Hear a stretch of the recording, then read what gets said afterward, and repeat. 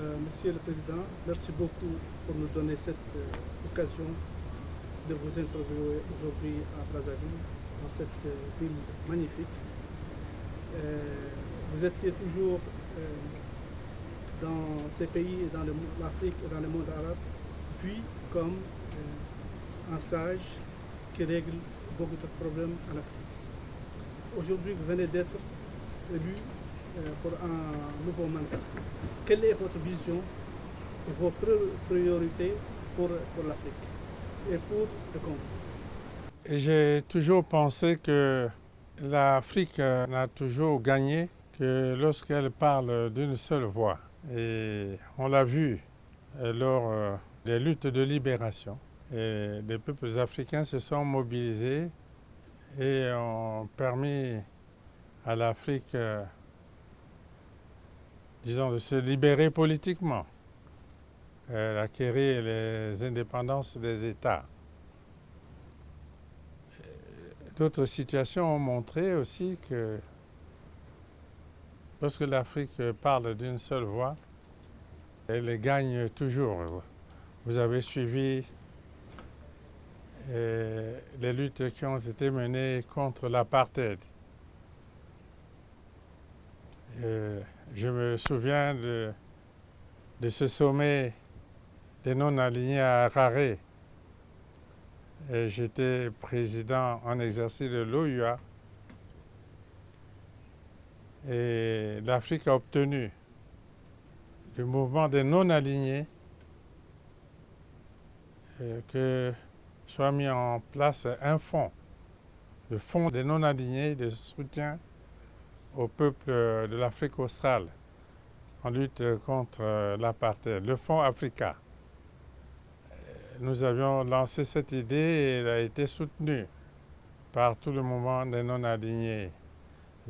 Rajiv Gandhi de l'Inde, Fidel Castro de Cuba, d'autres. Et donc, au moment où nous sentons comme un affaiblissement du panafricanisme, nous croyons que les dirigeants africains commettent là une erreur. Parce que la situation du monde est telle qu'il faut que l'Afrique regroupe ses forces et fasse valoir ses droits. Et donc, oui, nous continuons de lutter pour le panafricanisme. Et voilà pourquoi nous soutenons les initiatives de l'Union africaine autour de la ZLECAf. Même là, nous croyons que la ZLECAf, la zone de libre-échange continentale africaine, ne peut prendre réellement son envol que si l'Afrique se dote d'infrastructures, de transport, chemin de fer, route, aéroport, transport fluvial, maritime, télécommunications, énergie. Et ce sont des combats que nous menons aussi à l'intérieur de notre propre pays. Et voilà pourquoi le projet que nous avons, l'accélération de la marche vers le développement, nous visons d'abord prioritairement la sous-région d'Afrique centrale. Nous voulons établir des liaisons solides avec les pays voisins d'Afrique centrale à travers des infrastructures comme je venais de les énumérer. Des voies fluviales, des routes, chemins de fer, ponts, télécommunications. Et c'est déjà cela, l'axe premier, la liaison avec les autres pays de la sous-région pour le développement. Et puis naturellement la mise en valeur de l'énorme potentiel que Nous avons, pas seulement dans notre pays, mais dans la sous-région, potentiel minier, agricole et forestier, j'en passe. Et nous accordons une grande importance aux ressources humaines, la jeunesse, que nous ayons une jeunesse formée, qualifiée, capable de s'assumer. Et nous accordons une grande importance naturellement à l'agriculture, et au sens large, agriculture, production de tous les aliments. Et nous croyons que notre pays a un potentiel énorme. Et 10 millions d'hectares de terres arables. 3% seulement sont peut-être mis en valeur. Et nous voulons accélérer cela. Et les indices dans le pays montrent que cela est possible. Accélérer la marche vers le développement en liaison avec les autres pays d'Afrique. Selon cette vision, Monsieur le Président, comment vous voyez les relations avec le monde arabe et surtout les pays du Golfe et en particulier les Émirats arabes unis? J'ai toujours souhaité développer les relations avec les pays du Golfe Persique. J'ai effectué une visite d'État en Arabie Saoudite, plusieurs visites aux Émirats arabes unis, plusieurs visites au Qatar, une visite au Koweït. Et dans tous ces pays, j'ai toujours proposé des accords. Nous en avons signé avec les Émirats arabes unis, par exemple, avec l'Arabie saoudite. Et des accords de coopération gagnant-gagnant parce que nous voyons que dans ces pays et aussi dans le nôtre, il y a un potentiel énorme. Dans l'agriculture, je venais d'en parler. Dans les forêts, l'exploitation du bois, ouais, c'est des régions qui n'ont pas de bois. Et nous avons d'énormes forêts ici avec des bois, des essences nobles. Et dans des minéraux rares et les autres, le pétrole, le gaz, le fer, l'or, le cuivre, le plomb,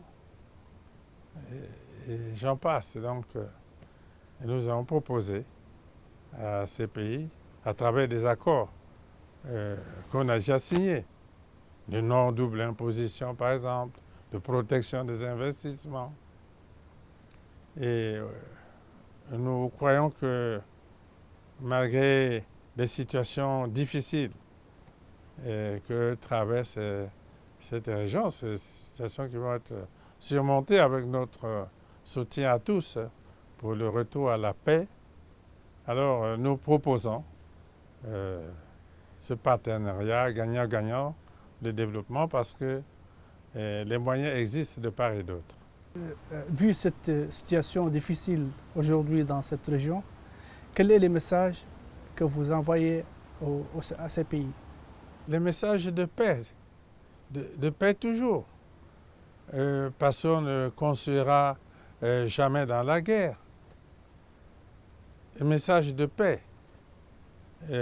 Voilà aujourd'hui 14 ans que je mène avec d'autres chefs d'État africains le combat en Libye pour le retour à la réconciliation nationale, la paix, pour la reconstruction du pays. Je préside le comité de haut niveau de l'Union africaine sur la Libye et nous poursuivons ce combat. Voici 14 ans et nous ne nous lassons pas. Vous avez été impliqué dans plusieurs médiations régionales. Quelle est votre méthode pour parvenir à des solutions durables? Je crois qu'il faut faut d'abord faire preuve d'humilité et parler sincèrement et à des sœurs, à des frères, parce que c'est ce que nous avons fait en République centrafricaine, par exemple. Et c'est ce que nous avons fait ici même. Et vous pourrez voir la plaque qui est à côté. Et lorsque nous avons abrité ici les négociations entre Cuba, l'Afrique du Sud, l'apartheid, l'Angola, et les États-Unis d'Amérique. Les négociations se sont passées ici pendant plusieurs mois. Et il fallait faire preuve d'humilité et parler simplement aux protagonistes et leur montrer où se trouve l'intérêt commun. Et il faut trouver ce point d'intérêt commun où tout le monde peut se rejoindre. Et c'est toujours sur la paix. Et lorsqu'il s'agit de situations internes aux États, des populations qui s'entredéchirent, bon, on trouve toujours un point commun, le pays, l'amour du pays, la nécessité de construire le pays ensemble dans la paix, le patriotisme, on y arrive. Et c'est ce que nous avons fait, par exemple, pendant quelques années en République centrafricaine. Et il n'y a pas longtemps, j'étais à l'investiture du président Touadéra. J'ai senti que le peuple en République centrafricaine aspire à la paix et se mobilise pour la reconstruction du pays. Est-ce que vous croyez, Monsieur le Président, que ce modèle que vous avez parlé peut être exporté aujourd'hui dans cette zone où il y a eu beaucoup de tensions? Non, il ne s'agit pas d'exporter un modèle, non.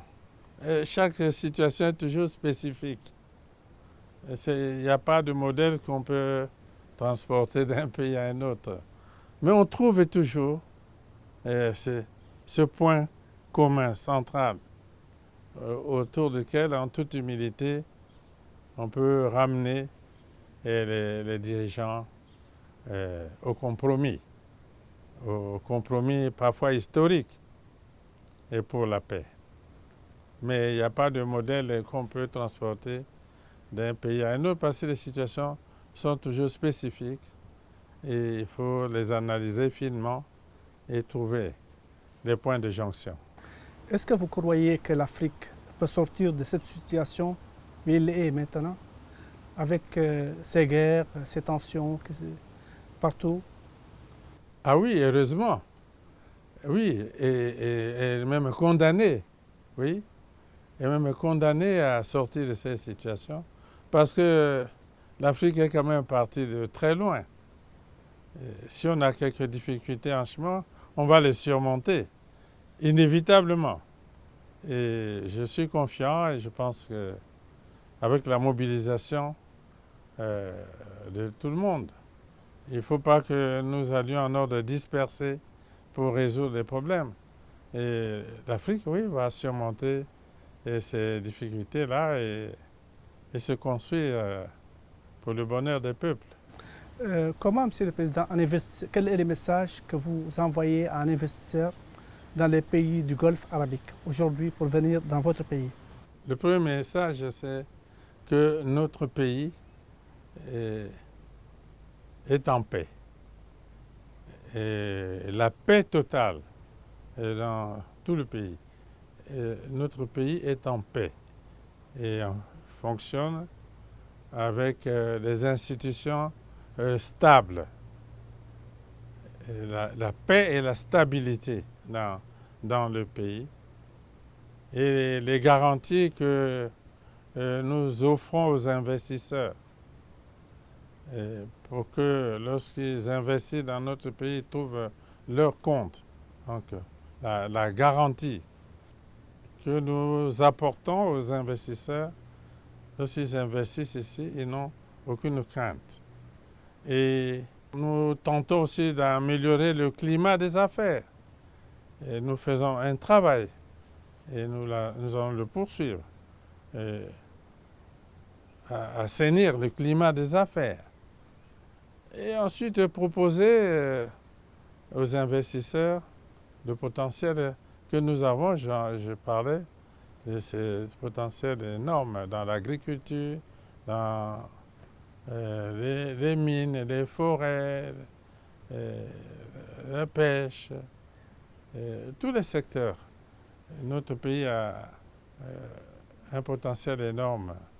Pour une population de 6 millions d'habitants, nous avons un territoire de 342 000 km². Il y a des terres d'agriculture, il y a de l'eau partout, il y a des forêts, des réserves de forêts, de faune, et il y a des réserves énormes de minerais. Je prends un exemple, je le cite souvent. À Pointe-Noire, où nous avons un grand port en eau profonde, à 50 km de rayon, nous avons des réserves importantes de phosphate, des réserves importantes de potasse et des réserves importantes de gaz. Et j'ai dit aux des partenaires que voilà, un endroit, c'est pas souvent que tous ces éléments sont regroupés comme ça au même endroit. Il y en a qui ont parfois le phosphate, non pas le gaz, non pas, ils ont le potasse, non pas le phosphate. Mais dans le cas du Congo, à Pointe-Noire, à 50 km d'un port, un grand port sur la côte atlantique en eau profonde, nous avons ces trois éléments qui pourraient nous permettre de produire des engrais complets pour l'agriculture. Pas seulement pour le Congo, mais pour l'Afrique et pourquoi pas le reste du monde. Voilà un exemple concret que je prends. Monsieur le Président, en tant que Mauritanien, je ne peux pas oublier qu'il y a eu une grande communauté mauritanienne qui vit dans votre pays en harmonie totale, en paix totale, et qui vous adore. Ah, merci. Je veux savoir le message que vous pouvez dire à ces Mauritaniens-là qui vivent dans votre pays. Ils sont en Afrique. Vous voyez qu'ils sont en Afrique, ils sont chez eux. Il y en a qui sont dans mon village. Oui, des Mauritaniens. Ils sont à Oyo, à 400 km d'ici, dans mon village. Ils ont leur magasin, ils vivent avec les autres frères congolais depuis des décennies. Il ne se passe rien de mal. Donc ils vivent chez eux en paix. Voilà. Merci beaucoup, Monsieur le Président. C'est moi qui vous remercie. Pour votre aimable interview. Merci beaucoup. Merci beaucoup.